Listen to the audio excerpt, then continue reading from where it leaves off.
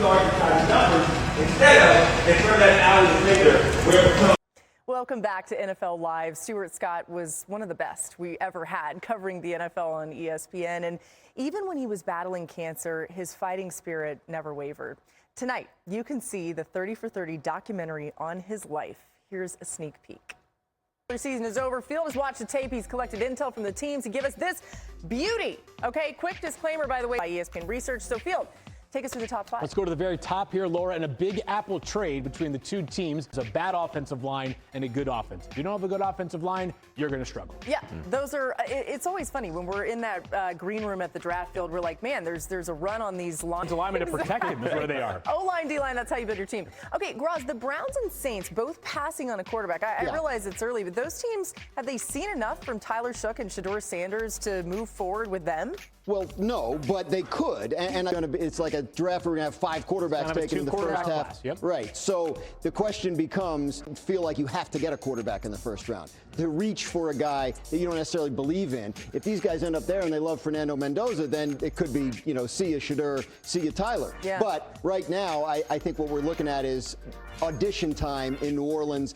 It's about trajectory, right? These are guys that when you watch Shough, when you watch Shedeur, you're seeing them get. Yeah, I'm starting to get skeptical that Ty Simpson from Alabama will even declare for this year's draft class, but I have him going 30 playoffs.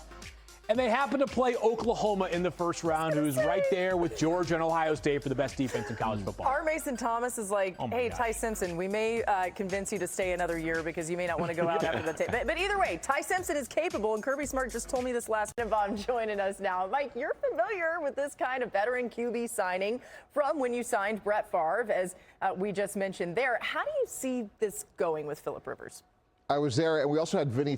Yeah, it's something to keep an eye on for sure. What does this all mean for Daniel Jones' future in your mind? Laura, the obvious comparison is what happened with Kirk Cousins a couple years ago. When he was with the Vikings, he tore his Achilles tendon. He still wanted Daniel Jones, but I would be surprised if he was ready by opening day, just given how late in the year we are. Yeah, you wonder with Aaron Rodgers. I mean, he said that he wanted to retire after this year, but he might have thought the Steelers' season was going to go a little bit differently. But again, that book is not written yet. So if the Steelers go on a run, could change things. Or if they don't, that may factor in as well. All right, more to come. Thanks, Mike T, for stopping by here. This is just like niche knowledge that you only have. Coming up, it's the second week. I just said poor Mahomes, by the way. That's where we're laughing. He's not. He's not. You're right. Can this Chiefs In that way, team not. Yeah. do anything against... Percentages are 0. It is very difficult to count them out. Trey Smith did fortunately return to practice today. Chargers, and then on Christmas night, the Broncos. Both of those games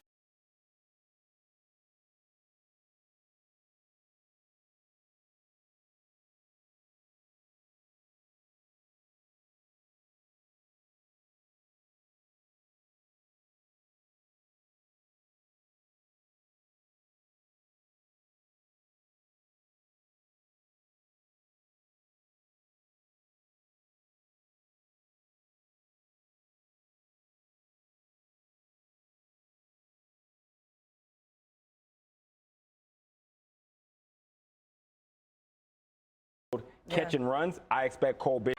Hey, feeling good.